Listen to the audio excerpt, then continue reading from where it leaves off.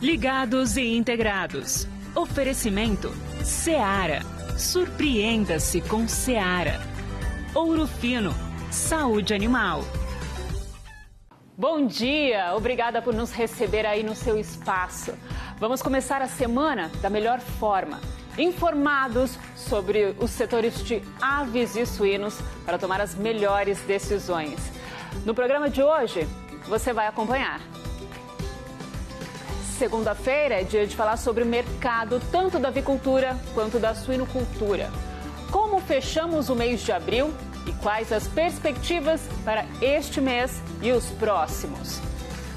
Biosseguridade na suinocultura. Vamos falar sobre as principais medidas para evitar a entrada e propagação de doenças no rebanho e esclarecer as dúvidas com o médico veterinário Tiago Freitas. O produtor sabe que existem diversos detalhes que ele precisa estar atento para garantir a boa saúde das aves. Vamos mostrar a parceria e as dicas de um avicultor e sua equipe. Está no ar o Ligados e Integrados.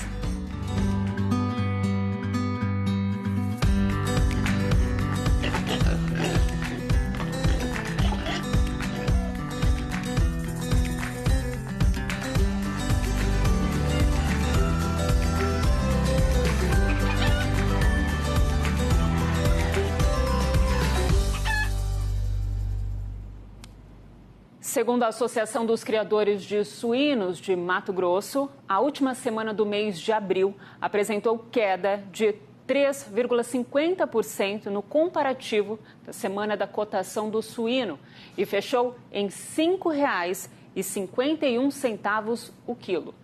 Informações do Instituto Mato Grossense de Economia Agropecuária revelam que esse cenário está atrelado ao final do mês e a diminuição do consumo da proteína por parte da população. Comparado ao mesmo período do ano passado, de janeiro a março deste ano, houve uma queda de 4,2% no volume de abates de suínos no estado, de acordo com o levantamento feito pelo Instituto de Defesa Agropecuária de Mato Grosso. Até a semana passada, o abate contabilizou 782,46 mil cabeças de suínos em 2023. Seguindo nesse assunto, quem traz as atualizações é o analista de mercado, Carlos Cogo. Falando do mercado de avicultura de corte, entre o encerramento de abril e início de maio, os preços do frango vivo recuaram 3%. Atingindo agora R$ 4,76 o quilo vivo. A baixa pontual decorre da menor procura, tanto na carne de frango no atacado quanto no varejo. A carne de frango no atacado de São Paulo, para o frango resfriado, desvalorização de 2,4% nos últimos 30 dias, negociada a R$ 6,57 o quilo, baixa de 16% nos últimos 12 meses. Exportações de carne de frango brasileiras vão muito bem esse ano. O desempenho em abril foi de 408 mil toneladas, cresceu 6% em relação a abril do ano passado, mas no acumulado de janeiro a abril deste ano, são 14% maiores que no mesmo período do ano passado e atingiram 1,6 milhão de toneladas. Tudo apontando agora para um novo recorde de exportações de carne de frango esse ano, que pode atingir a marca de 5 milhões de toneladas. Preparamos um gráfico para mostrar para vocês, o gráfico número 1, a evolução dos preços do frango vivo na linha azul contra os custos de produção. O que vemos é que realmente tivemos uma queda no preço do frango vivo no mercado independente de São Paulo ao longo deste ano de 2023, mas a boa notícia para os avicultores é que os custos de produção também estão caindo. E o viés é de baixa para os custos de produção, tanto de frango quanto de suíno, em função da forte queda dos preços do milho e também do farelo de soja no mercado brasileiro. Quanto ao mercado de carne suína, o mês de maio se inicia com movimentos divergentes entre as regiões. Na região produtora do interior de São Paulo, que pega Campinas, Piracicaba, Sorocaba, o preço caiu 2,4% nos últimos 7 dias, suíno negociado a R$ 6,73 o quilo vivo. Minas Gerais negociado a R$ 6,47 o quilo, preços estáveis. Na região sul, Oferta elevada pressiona os preços com mais intensidade que as outras regiões. No Paraná, por exemplo, na região sudeste, produtora de suínos, desvalorização de 3,3% nos últimos 7 dias, caindo para R$ 6,55 o quilo. E Santa Catarina, na região Braço do Norte, o preço do suíno vivo caiu apenas 0,2% em 7 dias, está cotado a R$ 5,93. Rio Grande do Sul, na Serra Gaúcha, o preço caiu 1,6% nos últimos 7 dias, negociado a R$ 6,55 o quilo. Na carne suína, os preços no atacado nos últimos 7 dias recuaram. Para virados de mesa natural, que os preços tocam baixo, o poder de compra do consumidor cai, a população brasileira tem menor renda nesse período, menor capacidade de compra. Reajustes negativos, a carcaça especial está cotada a R$ 9,68 o quilo. Quanto às exportações de carne suína, estão de maneira excepcionalmente boas esse ano. O desempenho em abril muito bom, atingindo 93 mil toneladas, aumento de 14% em relação ao mesmo mês do ano passado, e atingiram de janeiro a abril 338 mil toneladas, 15% acima do mesmo período do ano passado.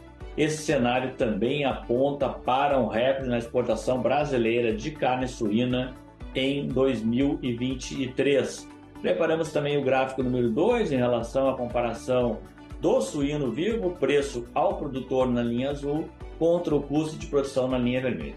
Assim como visto também na carne de frango e no frango vivo, custos de produção em baixa devem seguir recuando nos próximos meses, e isso está trazendo novamente rentabilidade positiva para a suinocultura aqui no Brasil. É um processo que deve seguir tanto para a suinocultura como a avicultura. O viés de baixa para os custos de produção, mantendo-se um cenário de baixa de preços do milho e também do farelo de soja nos próximos meses, e um viés de recuperação para os preços das carnes e dos animais vivos FOB produtor.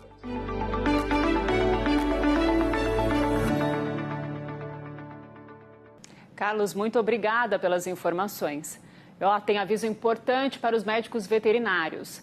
A Embrapa Suínos e Aves disponibilizou o curso de educação à distância, avaliação e classificação de suínos, carcaças e partes de carcaças.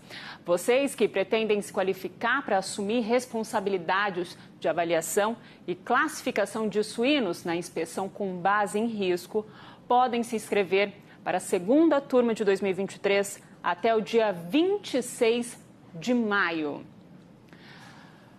O curso será ministrado na plataforma iCampo, no portal da Embrapa, e terá carga horária de 48 horas, de 5 de junho a 9 de julho. As inscrições podem ser feitas no site embrapa.br. Vamos falar agora sobre avicultura e acompanhar algumas dicas para deixar o aviário ainda mais aconchegante para as aves. Acompanhe.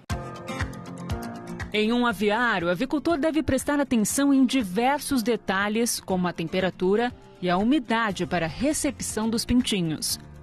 Outro fator importante é a ventilação.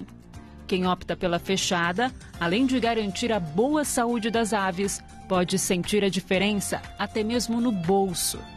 Um exemplo disso está nos aviários do Hélio. Depois que o técnico da Seara veio para a gente falar para a gente que seria interessante trabalhar mais fechado, e trabalhar com ventilador e exaustores, como estão trabalhando hoje, E antigamente a gente baixava a lona porque lateral para entrar um ventinho para não gastar energia. Hoje a gente faz diferente, deixa tudo fechado e trabalha só com ventilação e a exaustão, para fazer com que a cama fica seca, o pintinho ele cresce melhor. Você tem um ambiente bem arejado, assim, não é abafado, tem que ser quente, mas não pode ser abafado. Se abafar, já começa a umedecer, o pintinho começa a suar. E a cama, água e ração também são essenciais para os primeiros 10 dias dos pintinhos. Um conjunto de tudo. É ambiente bom, em primeiro lugar, ambiente bom, que daí se tiver ambiente bom ele vai comer. A comida bem acessível para ele comer. A água, eles bebem pouco, durante agora. Daí a gente deixa aberto, com uma mangueira no final, para a água ficar correndo direto nos primeiros 3, 4 dias. para essa água, que como aqui dentro é quente, ela esquenta.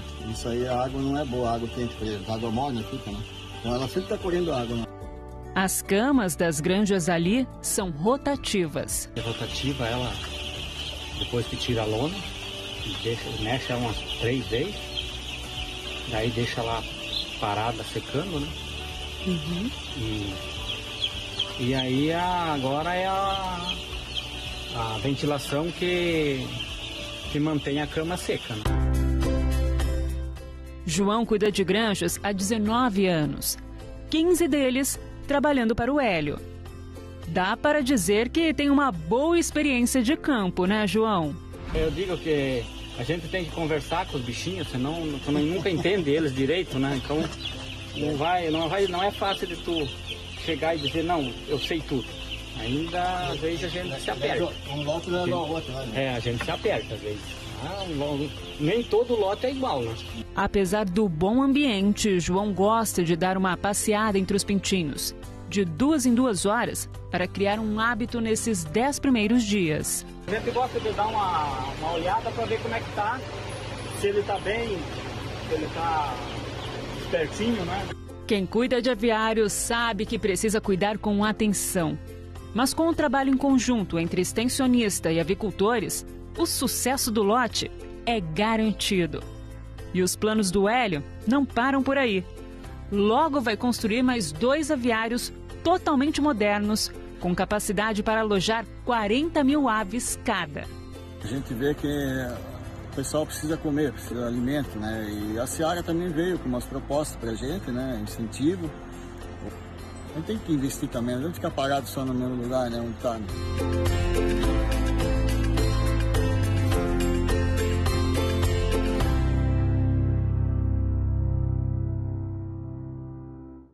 É isso, tem que investir. Bom, gente, depois do intervalo, vamos conversar com um especialista sobre as medidas de biosseguridade nas granjas. A gente já volta.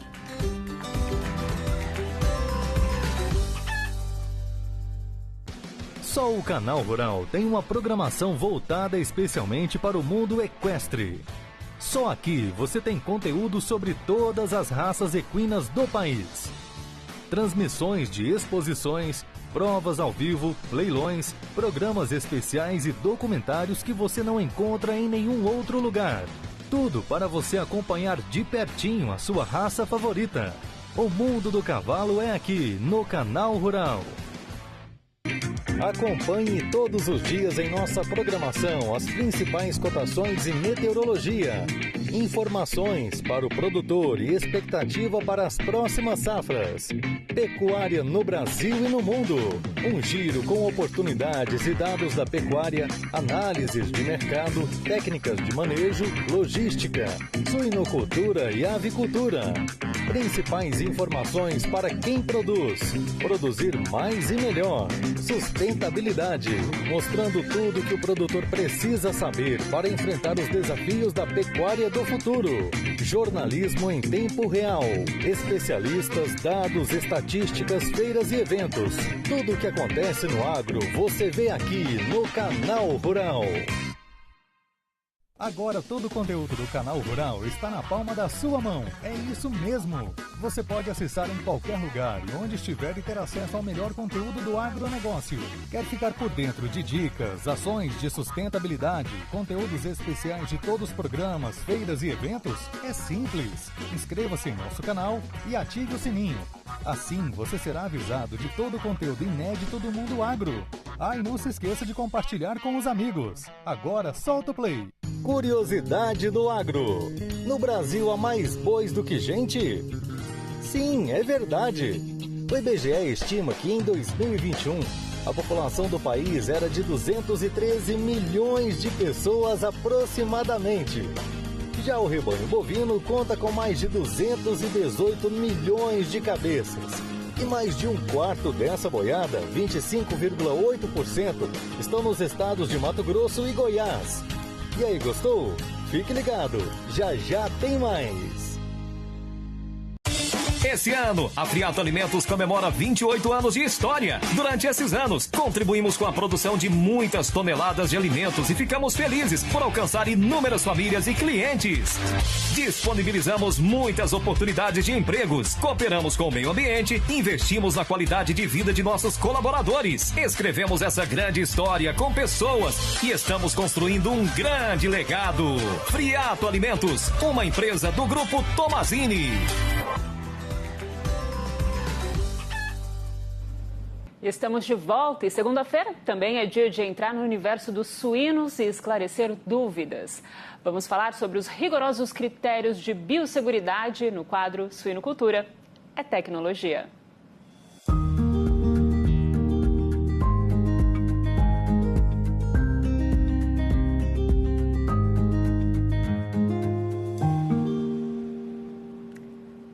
Se tem algo que o produtor deseja, é manter os riscos de contaminação bem longe do plantel. Afinal, um surto de doença na granja reduz a produtividade, aumenta os custos, a taxa de mortalidade e a consequência, no final das contas, é o impacto econômico para o suinocultor.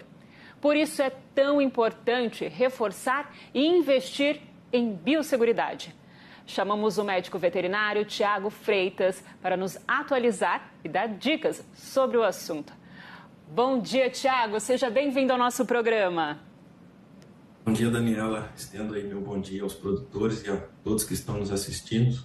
É uma satisfação estar aqui conversando com vocês hoje. Ótimo.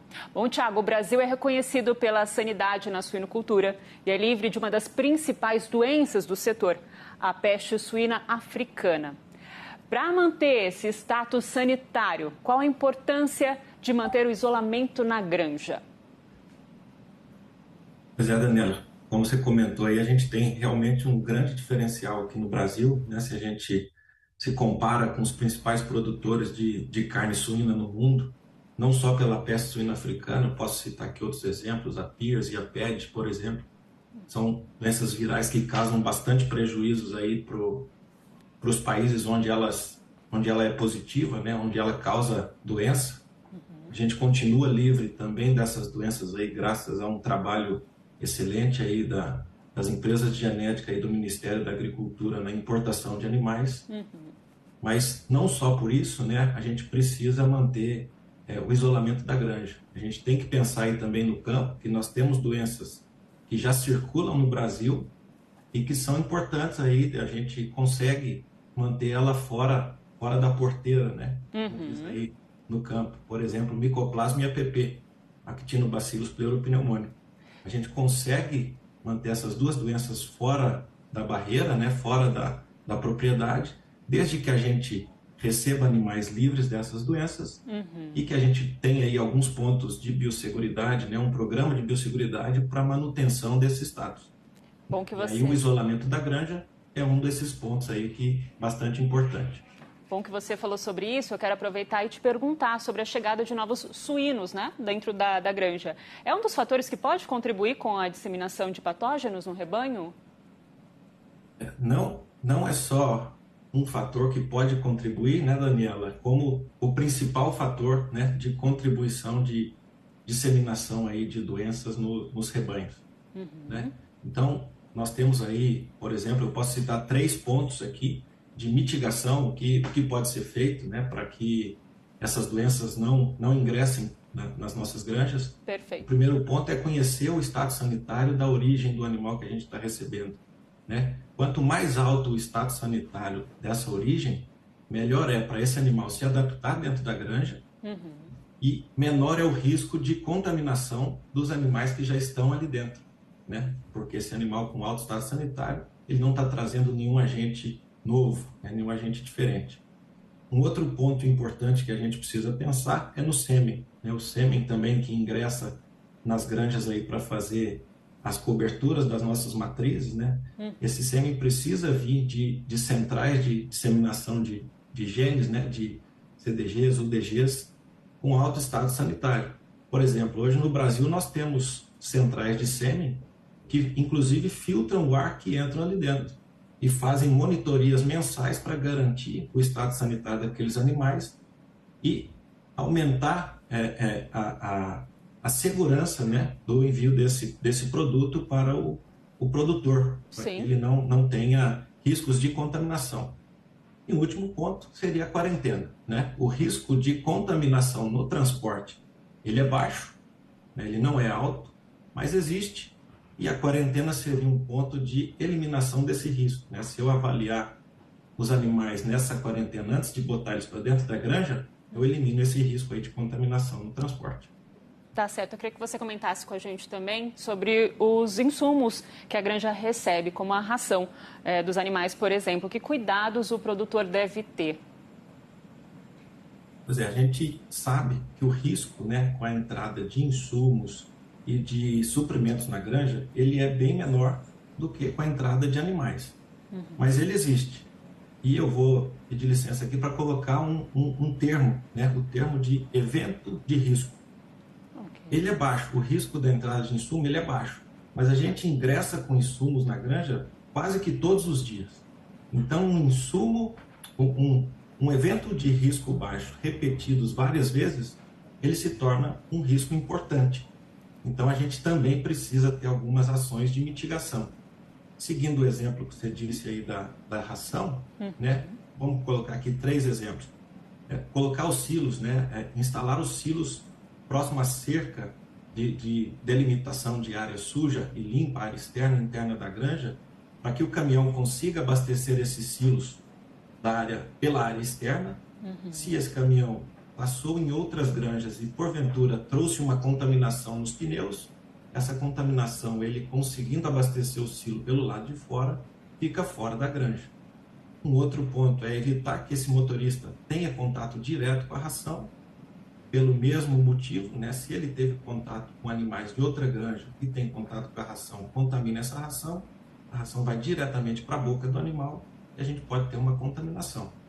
E um terceiro ponto que também é importante, caso tenha vazamento de ração ou por falha no descarregamento de caminhão, ou por uma manutenção no silo que acumule a ração na redondeza ali do silo, é importante que a gente limpe o mais breve possível, né? Porque essa ração pode atrair roedor, aves e possivelmente, se a gente tem suíno aselvajado aí na região, é um atrativo para eles também. Certo, eu queria que você falasse também sobre o descarte de suínos que morreram na granja. E os demais resíduos, né, na produção, tem papel fundamental quando tratamos de biosseguridade? Tiago? Tem, com certeza, Daniela. A mortalidade ela faz parte da rotina da granja. Sim. Quase diariamente tem animais morrendo na propriedade. E o que a gente deve fazer? A gente deve tirar ele pode carregar patógenos, né? O patógeno ele se multiplica mais no animal morto, né? E a gente precisa tirar isso o mais rápido possível de dentro das instalações. Um ponto interessante seria a criação ali de um ponto de extração de mortalidade, um ponto telado e coberto, para os funcionários irem acumulando a mortalidade ali durante o dia e ao final do dia da destinação final. Por exemplo, o que a gente vê mais hoje no campo é na composteira, né? Ele fazendo dessa forma, ele evita o vínculo direto da composteira com o barracão, né, com os animais. Se ele tiver esse ponto de extração, ele tem uma camada a mais para chegar na destinação final, ali, por exemplo, a composteira. Se não der para fazer no final do dia, nós temos regiões muito quentes no Brasil, a pessoa que vai fazer esse manejo do ponto de extração até a composteira, por exemplo, seria ideal que fosse com uma pessoa externa. E um outro ponto importante é fazer a desinfecção desses locais, né? Desinfecção desses locais e dos materiais usados aí nesse manejo. Tá certo. Eu queria que você comentasse com a gente rapidamente, Tiago, que prejuízos o produtor pode ter caso não siga as medidas de biosseguridade. Nada como ouvir de um médico veterinário.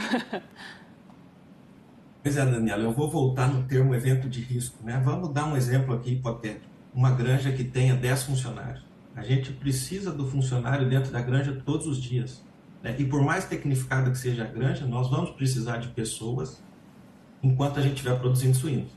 Então, se a gente tem 10 funcionários na granja entrando 365 dias no ano, Nós temos aí 3.650 eventos de risco que podem contaminar a granja através da entrada de pessoas.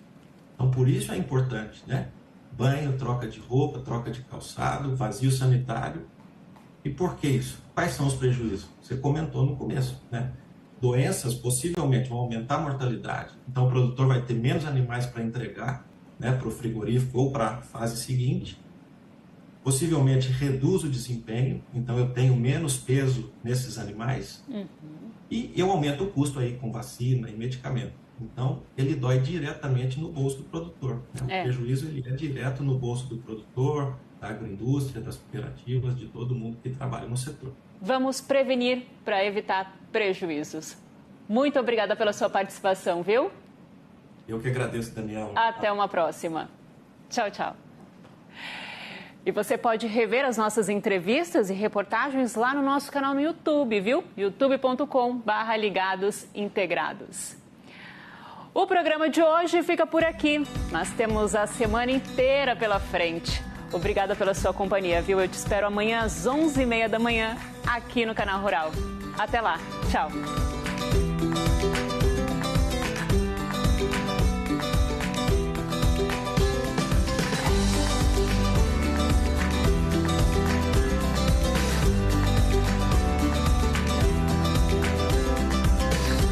Ligados e integrados. Oferecimento Seara.